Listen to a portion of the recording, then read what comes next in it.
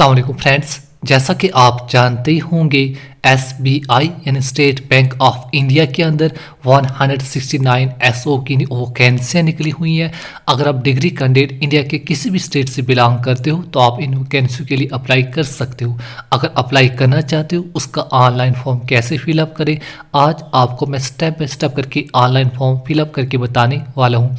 अगर अप्लाई करना चाहते हो साइट का लिंक और फुल डिटेल के साथ नीचे डिस्क्रिप्शन में लिंक देने की कोशिश करूंगा। वहाँ पर क्लिक करके फुल डिटेल्स क्या क्या रिक्वायरमेंट इंपॉर्टेंट टेस्ट तमाम दिया गया है। उसके बाद जैसे अप्लाई व टैग पर क्लिक करोगे आप इस पेज पे आ जाओगे। आप इस पेज को डायरेक्ट SBI की ऑफिशियल वेबसाइट से भी सर्च कर सकते हो। यहाँ पर फॉर्म की स्टार्ट डेट लास्ट डेट वगैरह मैंशन की गई है। अगर आप ऑलरेडी से रजिस्टर हो तो आप लॉग इन करके फॉर्म को फिलअप कर सकते हो। अगर आप फ्रेश कैंडिडेट हो तो आपने click here for new registration व टैग पर क्लिक कर देना है। जैसे ही आप click here to new registration वाले टैग पर क्लिक करोगे आपके सामने फर्स्ट पेज ओपन हो जाएगा। यहाँ पर आपने 1 2 3 4 5 6 स्टेप में पूरे फॉर्म को कंप्लीट करना पड़ेगा। चलिए थोड़ा सा पर नीचे आ जाते हैं। अब आप जिस भी कैंडिडेट का या खुद का फॉर्म फिलअप करें उस कैंडिडेट का अपने नाम मेंशन कर देना है। ध्यान रहे फर्स्ट कॉलम में सिर्फ फर्स्ट नेम मेंशन करने के बाद दोबारा से कन्फर्म फर्स्ट नेम, उसी फर्स्ट नेम को आपने दोबारा से रिपीट कर लेना है। फर्स्ट नेम 2 बार मेंशन करने के बाद अगर आपका कोई भी मिडिल नेम है तो आपने मिडिल नेम को 2 बार मेंशन करना है। अगर आपका मिडिल नेम नहीं है तो मिडिल नेम को ब्लैंक छोड़ के लास्ट कॉलम में अपना लास्ट नेम मेंशन करने के बाद दोबारा से कंफर्म लास्ट नेम है, उसी लास्ट नेम को आपने दोबारा से रिपीट कर लेना है। ध्यान रहे नाम आपने वही मेंशन करना है जो आपकी 10th क्लास की मार्कशीट पर मेंशन होगा। फर्स्ट नेम अलग से और लास्ट कॉलम में लास्ट नेम मेंशन करने के बाद जिस भी कैंडिडेट का फॉर्म फिलअप करे उस कैंडिडेट का अपने 10 डिजिट मोबाइल नंबर मेंशन कर देना है। 10 डिजिट मोबाइल नंबर मेंशन करने के बाद दोबारा से कन्फर्म मोबाइल नंबर, उसी मोबाइल नंबर को आपने दोबारा से रिपीट कर लेना है। अब आप जिस भी कैंडिडेट का फॉर्म फिलअप करें उस कैंडिडेट के अपने ईमेल आईडी मेंशन करने के बाद जो भी आपका डोमेन है आप डोमेन नेम को सिलेक्ट करने के बाद दोबारा से कन्फर्म ईमेल आईडी में उसी ईमेल आईडी को आपने दोबारा से रिपीट कर लेना। ध्यान दें ईमेल आईडी मोबाइल नंबर आपने ठीक से मेंशन करने, इसी पर आपको तमाम इन्फॉर्मेशन बाद में दी जाएगी। Email ID mobile number fill up करने के बाद कैप्चा कोड फिलअप करने के बाद सेव एंड नेक्स्ट टैग पर क्लिक कर देना है। नाम आप एक बार दोबारा से चेकआउट कीजिए। उसके बाद जैसे ही आप सेव एंड नेक्स्ट टैग पर क्लिक करोगे आपकी 1 टाइम रजिस्ट्रेशन यहाँ पर कंप्लीट हो जाएगी। आपको एक रजिस्ट्रेशन नंबर एंड पासवर्ड दिया जाएगा। मैं रेकमेंड करूंगा आपने इस पासवर्ड और रजिस्ट्रेशन नंबर को नोट डाउन कर लेना है। अब आप इसी रजिस्ट्रेशन नंबर इसी पासवर्ड के जरिए बाद में कभी भी लॉगिन कर सकते हो। उसके बाद थोड़ा सा पर नीचे आ जाना है। नीचे आपने जिस भी कैंडिडेट का फॉर्म फिलअप करे ब्रोज व टैग पर क्लिक करके अपना रिसेंट फोटो अपलोड कर लेना है। फोटो का साइज़ आपने 20 KB से लेकर 50 KB के दरमियान अपलोड कर लेना है। आई कन्फर्म टैग पर क्लिक करने के बाद नीचे ब्रोज व टैग पर क्लिक करने के बाद अपना सिग्नेचर अपलोड कर लेना है। सिग्नेचर का साइज़ आपने 10 KB से लेकर 20 KB के दरमियान अपलोड कर लेना है।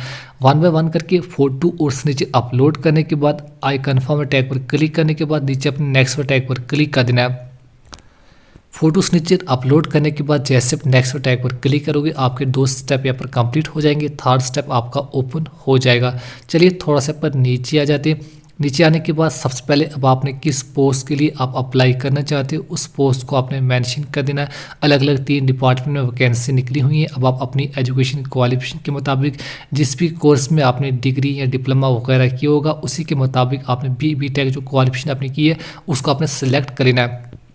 चलिए आप अपने अकॉर्डिंग जिस भी डिपार्टमेंट में आपने BE या BTech वगैरह किया होगा उसी डिपार्टमेंट को आपने सेलेक्ट कर लेना। चलिए मैं यहाँ पर पोस्ट को सेलेक्ट कर लेता हूँ। आप अपने क्वालिफिकेशन के मुताबिक ही पोस्ट को मेंशन करोगे।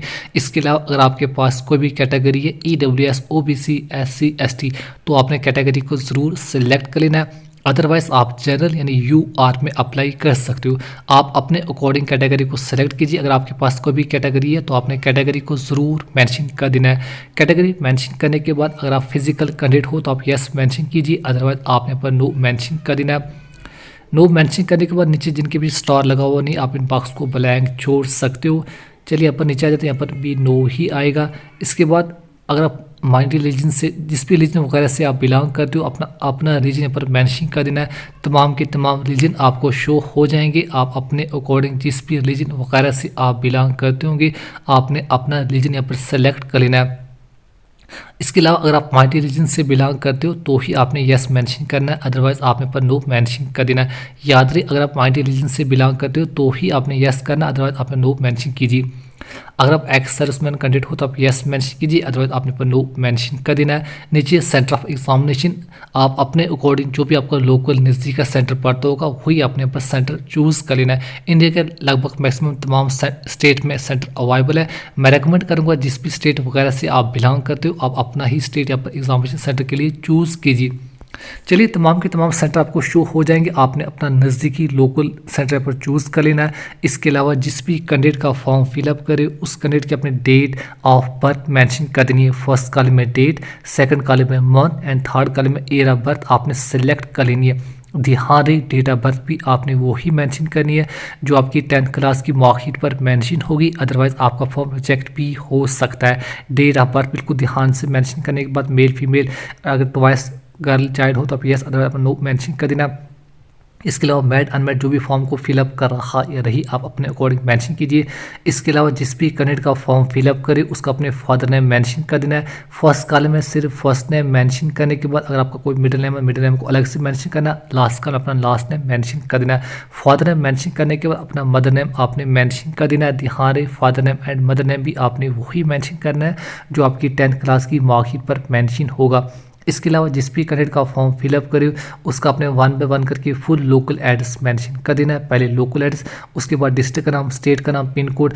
अगर आपका parameter address corporate address same है तो आपने इस बॉक्स पर नीचे टिक बॉक्स लगा देना है। इन केस अगर आपका अलग से है तो आप अलग करके भी मेंशन कर सकते हो।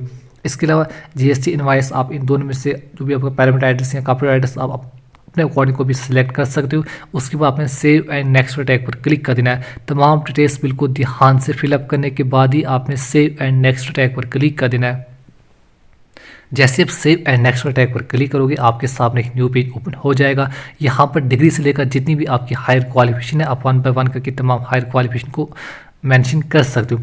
सबसे पहले आप अपने ग्रेजुएशन की क्वालिफिकेशन को मेंशन कर देना है। जो भी आपके कोर्स में बीई बीटेक जिस भी पोस्ट के लिए आपने अप्लाई किया उसी के मुताबिक आपने डिग्री को सेलेक्ट कर लेना है। जिस भी डिपार्टमेंट बीई या फिर बीटेक आपने किया उसको अपने पर सेलेक्ट कर लेना है। इसके अलावा अपनी यूनिवर्सिटी या कॉलेज का नाम आपने पर मेंशन कर देना है। जिस भी यूनिवर्सिटी वगैरह से आपने बीई या बीटेक की डिग्री की होगी उस यूनिवर्सिटी का नाम आपने पर मेंशन करने के बाद year of passing, date, month and year of passing आपने मेंशन कर देनी है। Date, month and year of passing आपकी फाइनल ईयर की मार्कशीट पर मेंशन होगी, सेम टू सेम आपने वही मेंशन कर देना है। Date, month and year of passing mention करने के बाद आपने टोटल कितने परसेंटेज ऑफ मार्क्स लिए याद है तमाम सेमेस्टर के मिला के आपके जो भी टोटल परसेंटेज ऑफ मार्क्स बनते होंगे वो आपने पर मेंशन कर देना है। Total percentage of marks mention करने के बाद ग्रेड्स फर्स्ट सेकंड थर्ड अपने अकॉर्डिंग पर मेंशन कीजिए। डिग्री क्वालिफिकेशन आपको ज़रूरी मैंडेटरी फिलअप करनी। इसके अलावा पोस्ट ग्रेजुएशन है तो फिलअप कीजिए, अदरवाइज आप नो कुछ नहीं ब्लैंक छोड़ सकते हो। अदर क्वालिफिकेशन आप ज़रूर मेंशन कीजिए, अदरवाइज आप ब्लैंक छोड़ सकते हो। डिग्री से लेकर तमाम हायर क्वालिफिकेशन मेंशन करने के बाद वर्क एक्सपीरियंस 2 ईयर का मांगा गया, फिर यस टैग पर क्लिक कर देना है। यस टैग पर क्लिक करने के बाद नीचे अपने यहाँ पर एम्प्लॉयमेंट नेम, डेजिग्नेशन कहाँ से लेकर कहाँ तक आपने तमाम एक्सपीरियंस डिटेल्स 1 बाय 1 की तमाम डिटेल्स मेंशन कर देनी है। एक्सपीरियंस डिटेल्स तमाम मेंशन करने के बाद जिस भी लैंग्वेज में आपको रीड और राइट एंड स्पीक वगैरह आती हो उस लैंग्वेज को आपने मेंशन कर देना है। कम से कम आपने एक लैंग्वेज को ज़रूर मेंशन कर देना है जिसमें आपको रीड, राइट एंड स्पीक वगैरह आती होगी। इन बॉक्स पर आपने टिक मार्क लगा देना है जहाँ पर आपको रीड, राइट एंड स्पीक पर आती है। उसके बाद नीचे लास्ट पर सेव एंड नेक्स्ट टैग पर क्लिक कर देना है। डिग्री क्वालिफिकेशन और अदर जो एक्सपीरियंस डिटेल्स है तमाम फिलअप करने के बाद ही आपने सेव एंड नेक्स्ट टैग पर क्लिक कर देना है। जैसे आप नेक्स्ट टैग पर क्लिक करोगे आपके सामने लास्ट पेज ओपन हो जाएगा। यहाँ पर जितनी भी डिटेल्स अभी तक आपने मेंशन की हैं, आपका नाम, parentage, date of birth, mobile number, email ID, local address, आपके एजुकेशन क्वालिफिकेशन तमाम की तमाम डिटेल्स आपको शो हो जाएगी।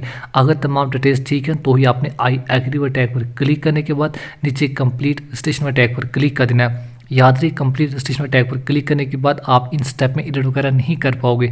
मैं रेकमेंड करूंगा आप ध्यान से नाम, parentage, date of birth, mobile number, email ID, local address तमाम डिटेल्स आप एक बार जरूर चेकआउट कीजिए। अगर तमाम डिटेल्स ठीक है तो ही आपने कंप्लीट रजिस्ट्रेशन टैग पर क्लिक कर देना है।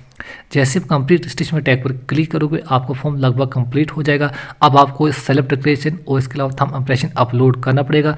उसके बाद आपको इसकी payment online net banking, credit card, debit card, ATM card के जरिए इसकी पेमेंट आपको करनी पड़ेगी। पेमेंट करने के बाद आपने ध्यान से इसकी हार्ड कॉपी या तो प्रिंट या फिर स्क्रीनशॉट या फिर डाउनलोड करके अपने फ़ोन वगैरह में रख लेना है। तो बस इस तरह से आप आसानी से SBI के अंदर 169 जो न्यू वैकेंसी निकली हुई है उनके लिए आप अप्लाई कर सकते हो।